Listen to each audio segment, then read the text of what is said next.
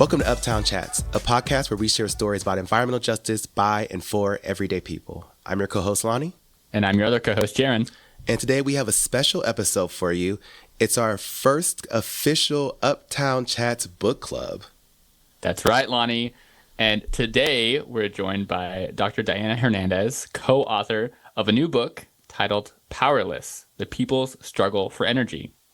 Dr. Hernandez is associate professor at the Columbia University Mailman School of Public Health and has been a longtime supporter of WE ACT.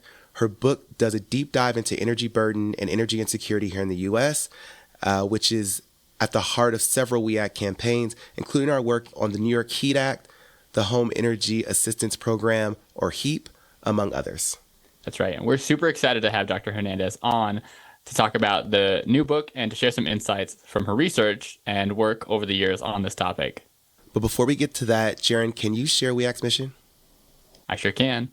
WE ACT's mission is to build healthy communities by ensuring that people of color and or low-income residents participate meaningfully in the creation of sound and fair environmental health and protection policies and practices. Thank you. Because we had such a great interview with Dr. Hernandez, we're going to jump right in. But quickly, I will say that anyone who has never heard the terms energy burden or energy insecurity, don't worry. We'll be unpacking those terms with Dr. Hernandez. And because our interview with Dr. Hernandez was so great, we couldn't fit it all into one episode. So this will actually be part one of our conversation, and we'll pick up where we left off in our next episode. I will also say, I promise we're going to get to the interview. You don't have to read the book to enjoy this episode. Our conversation with Dr. Hernandez will give you plenty to think about, but we'll make sure to include a link to learn more about the book in the show notes in case our conversation piques your interest. With that, let's go ahead and jump into our interview.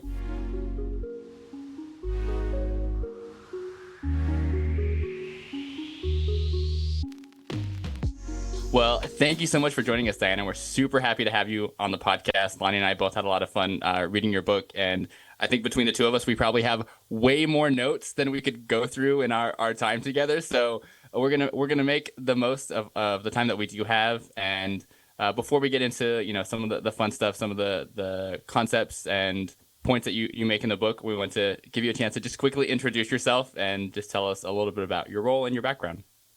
Sure. So I am Diana Hernández. I am on faculty at the School of Public Health, an associate professor in the Department of Sociomedical Sciences, where I've been since 2009. I'm a tenured faculty person, and I teach different classes. One is qualitative research methods, another leadership in public health. And then more recently, I designed and co-teach or co-designed and co-teach a class called Energy Equity in the Built Environment with Lynette Witter, who is also on faculty, and she is an architect. And so that's a really kind of interesting aspect of my teaching. Most of my research is on energy and housing as determinants of health. I've been one of the early researchers in this kind of space around energy insecurity, energy burden, energy justice in the U.S. And then I also, as of about 2 years ago, took on a new role as the co-director of the Energy Opportunity Lab. And that sits in the Center on Global Energy Policy in the School of International and Public Affairs. And there we actually are focusing on translating research. So my team, I failed to mention, but I also I'm the founding principal investigator of the Energy Equity, Housing, and Health Program at the Mailman School of Public Health. And there we just run a bunch of different empirical studies. But on the Energy Opportunity Lab side, we actually do translational work. So that's more on like working with cities, working on issues around rates, for instance, all of the kind of what we think are the applications of the knowledge in different domains is part of what we do at the lab. So that's a long-winded, response. It's not a simple one.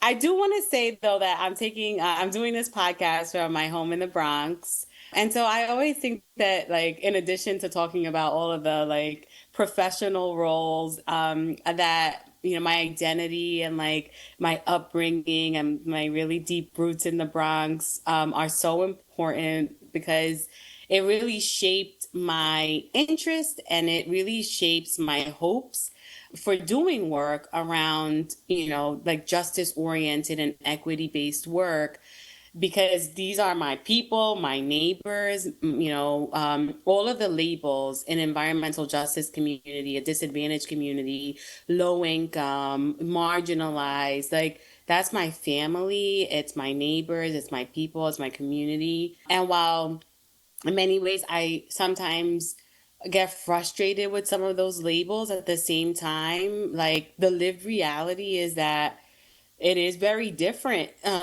when poverty and life chances and poor health and all of those things are like kind of negatively concentrated, or where people don't have like the opportunities to like be their full and best selves because of the structures, both physical, environmental, social, economic, that exist. And so to me, that's such an important part of who I am, that I always like to lead with that as much as I like to lead with the fact that I'm a trained sociologist and a badass academic.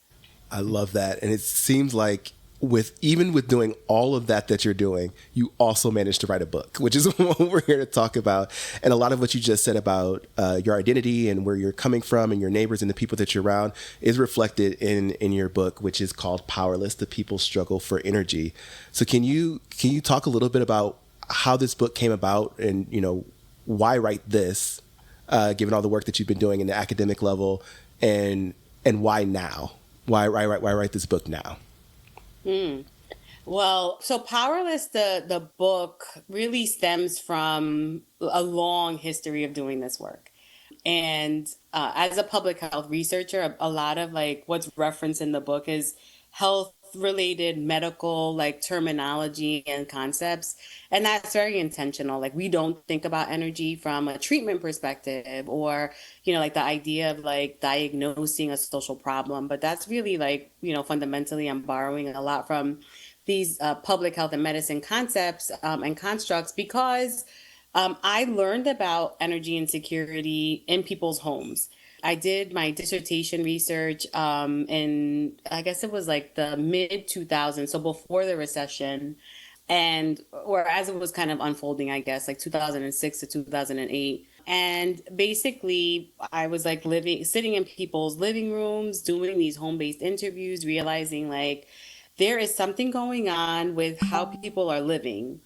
And the academic literature characterizes this in terms of lead and crowding, asbestos, smoking, all these things. But like what I was hearing and seeing were actually people that were like talking about being too cold in their homes, like they could see their breath, right? Like this was a Boston community. And I had done 72 interviews in one community at that point.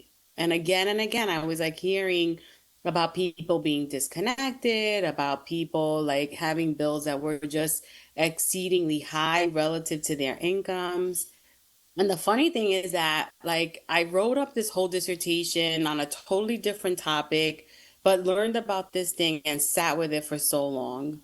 And I remember I had like over 100 pages of essentially like quotes and findings that were energy related. And I wrote a paper, and that paper was published in 2016. So, I guess some people call themselves slow readers, but I think I'm a slow writer, or like, because I've also been very careful. I get rejected a lot in the academic process, and we won't talk about all that. But anyway, so this really kind of emerged from like people's stories and like this kind of what I, describe in the book as like an incidental finding, right? Like looking for something, but finding something else. The book itself was a follow-up.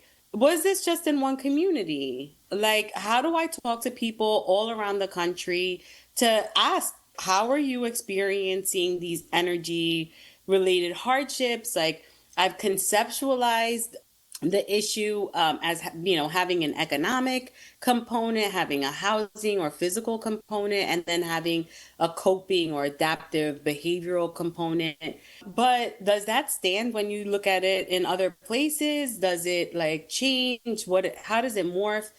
And this book basically started when I was a fellow at the JPB Environmental Health Fellowship, which was a Harvard-based fellowship, even though we were all like in our own respective institutions, and they gave me money and basically invested in me, and I could come up with a dream project. And this was a dream project where I traveled to, let's see if I can remember all of them: Arizona, Detroit, Alabama, Tennessee, Montana, New York, the Bronx.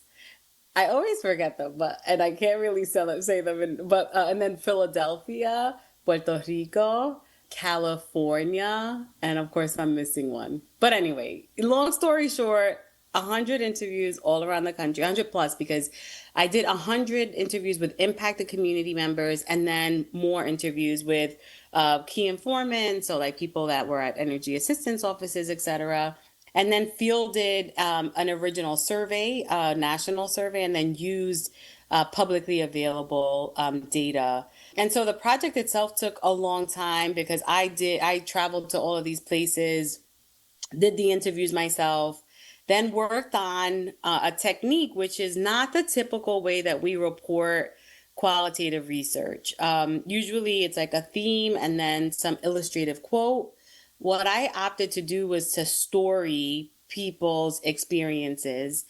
And that took a little bit more time because then you have to like find context, and I was then looking up like on Zillow and like other things to like just try and like contextualize these experiences. And for me, I think, and I'd be curious to hear how you all receive the stories, but like for me, writing it out that way was about providing adequate context to the tidbits that people shared, or the thing that I thought was like an important takeaway from a person's experience, like that needed to be situated in a more robust way. It couldn't necessarily just be like deconstructed and compartmentalized in the typical ways that academics write their work.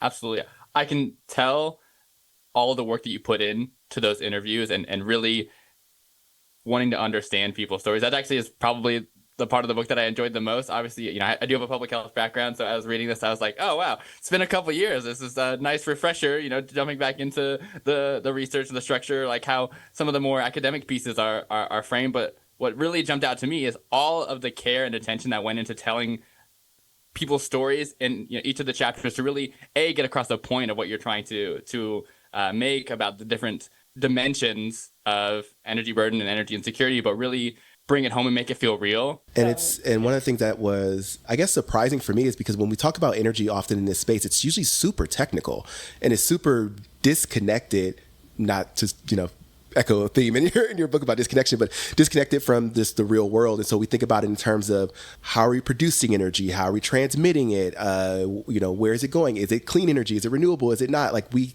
kind of think of that space so much. But when you add that narrative element, like Jaron talked about, like there's so many people who struggle with just paying their energy bill. This is something that you need, right? It's not a luxury to have electricity or heat, or even, to WEAC's thought process is cooling as well, right? You need to have access to these things to live a productive life. And so I just thought it was great. The narrative aspect of it is always what gets me. And I love all the socio-political elements to it as well. When you kind of combine all of these things at once, and you're thinking of it in a very unique and different way. And also the public health angle is something I don't think is talked about much at all in the energy space when we're talking about energy burdens. Yeah. There's so many different pieces that both of you have kind of mentioned. I'll just say that on the health side, for instance, one of the things that we learned in doing this work is that health really comes up on two sides of the equation, right? We in public health, we often think about health outcomes that stem from some exposure.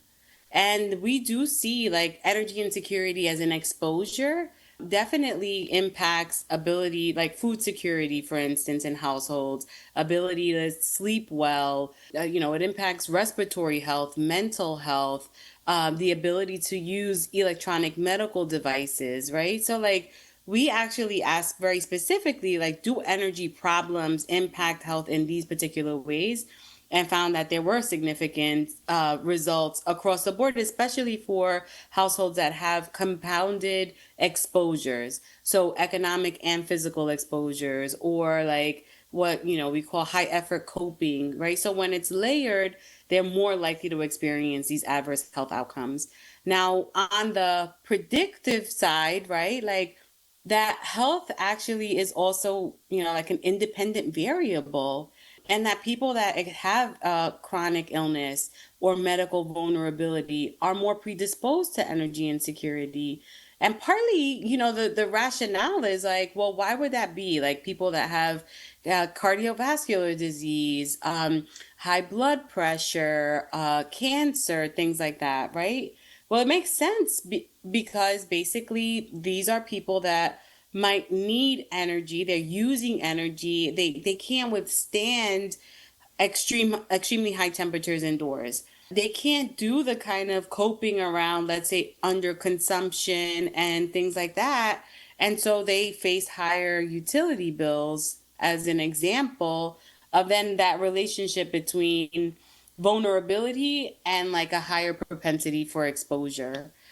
And that to me was like an important insight, and I think contribution to public health, because we often don't think about, food insecurity to me is the sister concept of energy insecurity, but we don't really think about people that have chronic illness as being more predisposed to food insecurity, right?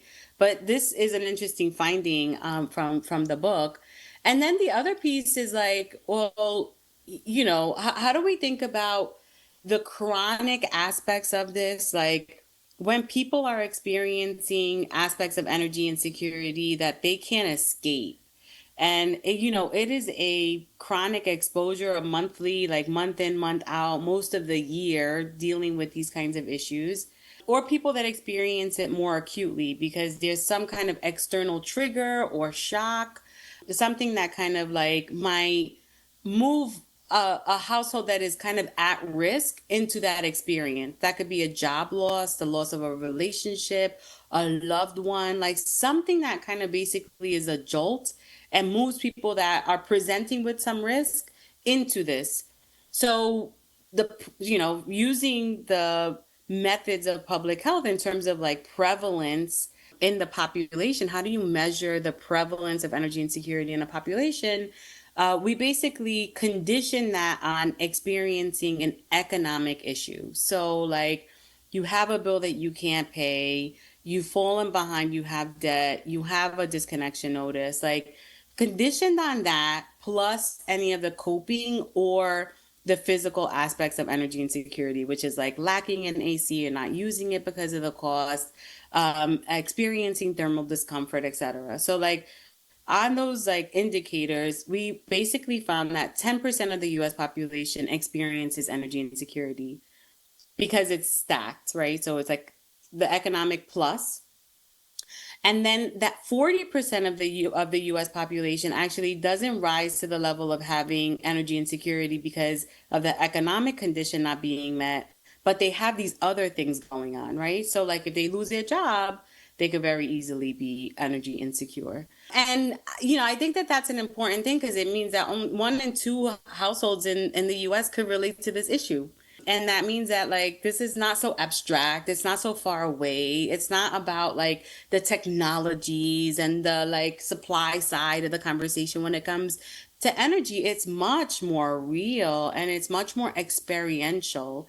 And that the experience of something is really what is captured in this book and is validated, right? And I remember that being very, like, I was in my early 20s. I was like very impressionable when I saw this, and I took it to heart and I believed it, and I wanted to take it very seriously and treat it with the care that it needed for it to be an academic issue.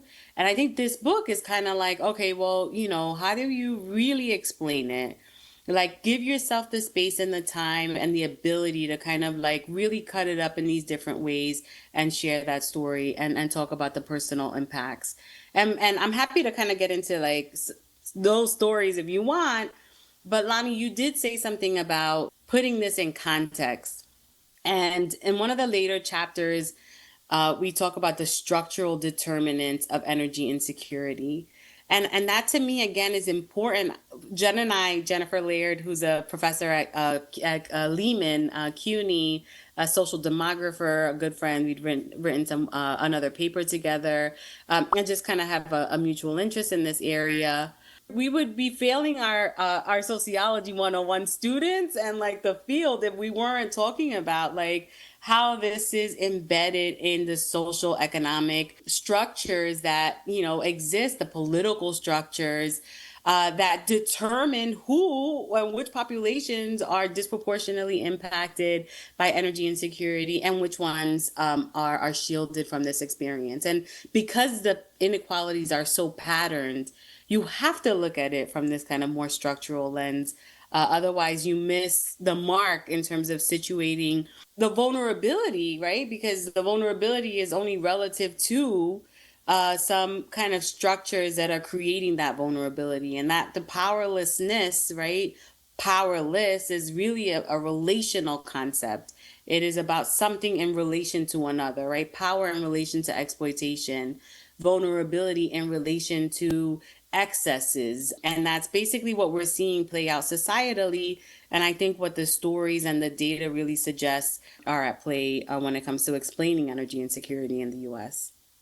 I think that maybe I'll use this as a segue to start to dive into one of the other things that Lonnie and I had pointed out, which as a part of energy burden and energy insecurity, and one of the big things that you talk about in the book that stood out to both Lonnie and I is the racial and wealth disparities that you kind of highlight, which is at the core of so much of the work that WEAC does, and obviously permeates lots of other issue areas, but are really on display when we talk about energy insecurity. So just wanted to give you space to talk a little bit more about that, and also just continuing to unpack these terms of energy burden and energy insecurity as you've kind of continued to do, and talk about maybe some of the structural pieces there. Sure. Yeah, look, I think getting the terms right sets us up for getting the solution sets to be more robust and reflective of the core issues. And to the extent that like energy burden is just defined as how much of a household's income is allocated to utility expenses, you miss so much. You miss so much of the context of the housing environment, but also of competing expenses. And, one of the things that we also show in the book is that households with children are much more likely to experience energy insecurity than are the elderly. And that is a little bit of a surprising finding, potentially for some people that might be thinking about this more as like from the headlines, right? The book actually opens up with like a bunch of different stories that were like in the news around the time when this book and the data was being collected. And these are all elderly people. And in some ways, like there is a difference between vulnerability and susceptibility. Vulnerability is really about like who is kind of more likely to experience something. Susceptibility is who's likely to be experiencing the worst outcomes when exposed.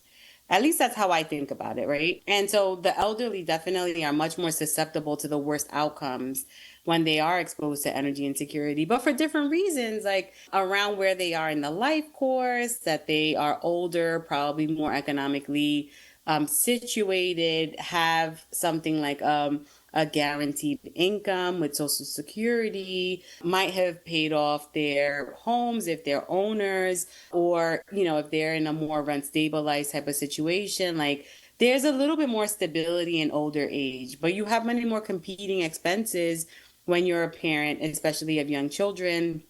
This book opens up, we often think about the heat or eat dilemma, but this book is situated in Alicia's story, and Alicia is a mom. She has multiple children. She shows up to the energy assistance office with a disconnection notice in hand, as most people do, because the way that energy assistance works in this country is that it is crisis oriented, which I think we unpack quite a bit. Now, we won't talk about the crisis. Well, we will, I think, eventually, that LIHEAP and the energy assistance and like programs are facing right now in this current political moment. But she talks about not being able to replace her child's broken shoes. right? And like having to patch those up. And, I became a mom in the process of writing this book. And there is something to be said about that sacrifice, the self sacrifice that you could justify, but it's a lot harder to do that when you're the provider. That there's all this parental guilt that's associated with like not being able to adequately provide for your family and like what that feels like. So, energy burden, getting back to like the question, to me, I was one of the first people to write about energy burden. I'm not necessarily like, but I think that like basically ideas have to evolve and they also have to be more robust, right? This is a big problem. And part of the reason why it's been ignored, I think, is that people have tried to reduce it to one thing, or that it's like so many different pieces. It's energy inefficiencies and housing deficiencies on the one hand. It's that, people have unaffordable bills, but the reasons why they're unaffordable isn't just about that ratio. Like sometimes it's the all of the different living expenses that people have, especially in high cost cities like New York City and other places. Like where that like the rent eats first, and when it does there's very little else, and so you might be falling behind and experiencing difficulty paying your utility bills, not necessarily because from an energy burden perspective you are meeting the mark or not meeting that 6% golden line, but because there's other things that matter in terms of like, or that you never get to that place because you're under consuming energy so much that you don't even know what it is to experience comfort at home, because everything is so hot or it's so cold, or you don't have running hot water because you're turning off the hot water heater, as many of the people, or you don't even have running water, right? Like there are aspects of this that to me are beyond what energy burden can capture. And where do they sit when they're actually all interconnected? And with climate change, you have this like variable situation that also is like compromising people's access to energy by way of power outages. And when that's the case, then that's not necessarily about socioeconomic position, except for when we're thinking about the recovery of, like rebounding from power outages. And I wanted to have an inclusive enough concept and construct that allowed us to think about entry and exit from energy insecurity, but also that it is not just one dimensional, it's multidimensional.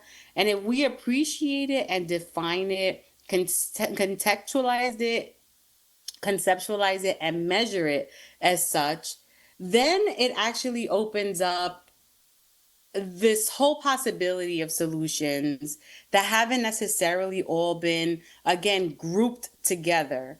And that the necessity of like when you have a complex problem to also have an equally comprehensive set of solutions, like those things don't coincide if you're narrowly defining the issue. Yeah, one thing when you were saying that, when you were talking, I was thinking about one thing I wanted to ask was when you were having these conversations with people across the country and you're hearing the same things, what was the sense of their understanding of the concept of energy burden or insecurity? Because I think oftentimes culturally, there's a lot of shame around not being able to pay your bills, right? We internalize that as our fault. And, your book exposes there's a whole lot of other things going on and it's definitely not your fault, right? There, whether it be not being paid a living wage, having these issues with inefficiencies in your housing, access to all of these other different things. And I just wonder, was there an understanding of energy burden insecurity when you were talking to folks? Yeah, I mean, look, I think most people, regular, everyday people, are not using this terminology. Like, let's be real. There is like, my light bill. They're not talking about, like it's just, and for me, again, because I kind of opened up with the idea that like, these are my people, and the truth is that when I did my initial study, like that, it was eye opening to me because I was like, folks are just like so familiar, like. different context because of, I grew up in a different situation, a different state or whatever, but like these are my people. Like I totally understand it. And like, that translational aspect of like, speaking common parlance and language and, then also like being an academic, like I've always been, straddling those worlds. And so, no, people do not talk about energy insecurity. I mean, academics don't even really talk about it like in those terms. I think energy burden has taken up a little bit more, and that's partly because it's easier to measure. But it didn't take much for people to like understand that they were being cut off from their utilities because of non-payment.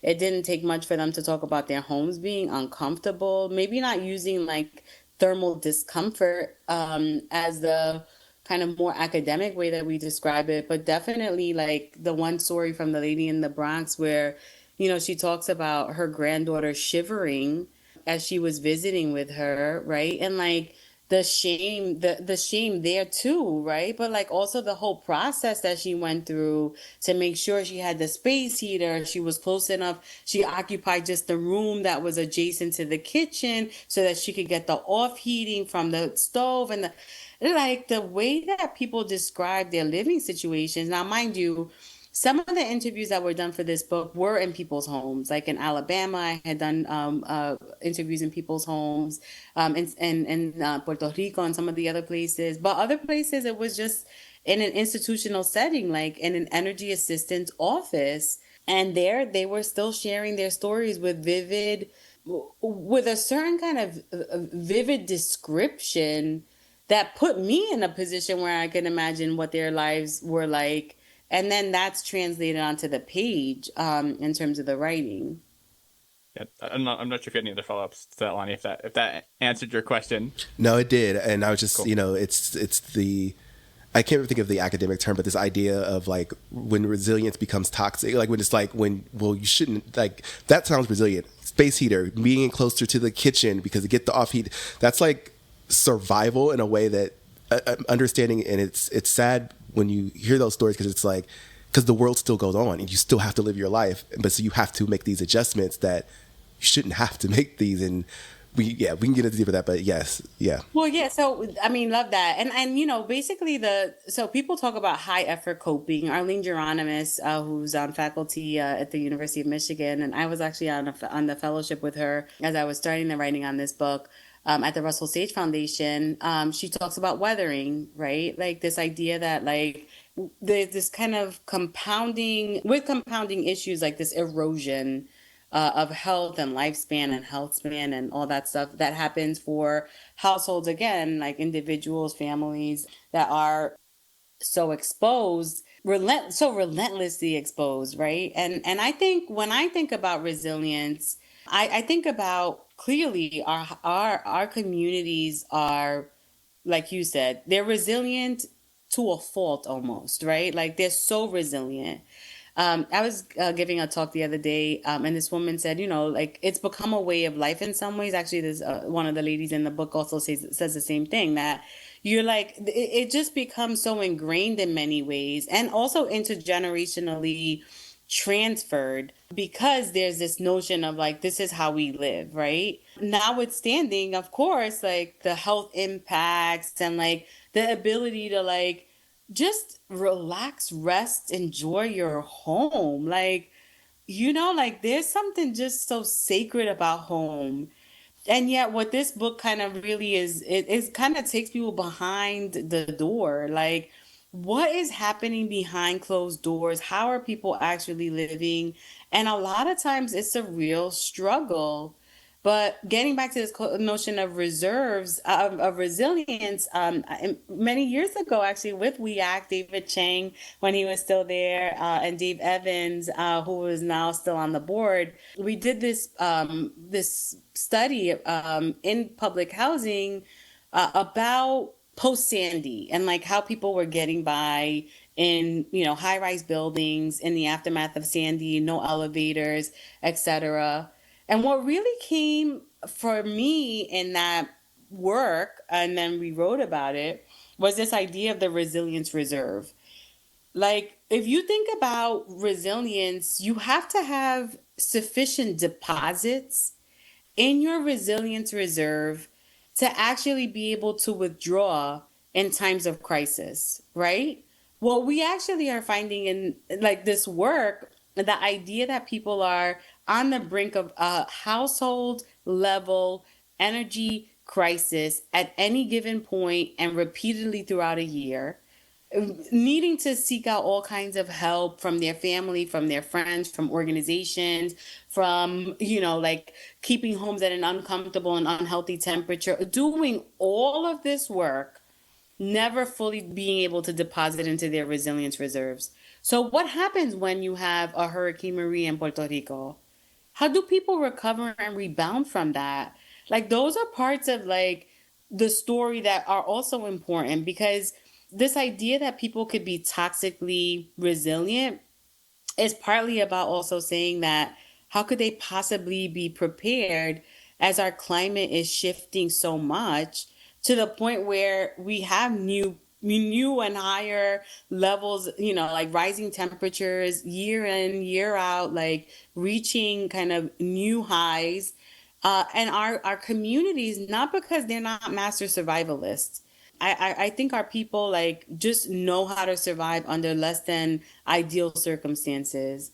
But that's also like, and that's so unfair. I feel like that's at the root of what makes this a justice issue, is that they shouldn't have to. Like, that's just, to me, the like biggest insult of something like energy insecurity. And when you think about more adequately and appropriately blaming parties, holding them accountable, like who is accountable for these realities? And that who varies a lot, but it definitely, and it's called out in the last chapter, but it's the landlords, it's the utility companies, it's the policy makers and elected officials that do very little. Like, this is the kind of like, that's the action, but we can't, this book does the naming. We could talk about the blaming on the action front. And then the claim, like, what do we want? What comes out of this? And what I hope comes out of this for like the long term is that people get to live with more health. They get to live with more comfort.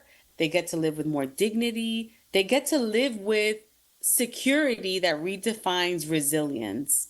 And like that combination of things to me is like the start of a good life, right? The start of life opportunities that get people to be like whoever it is that they really want to be when they grow up.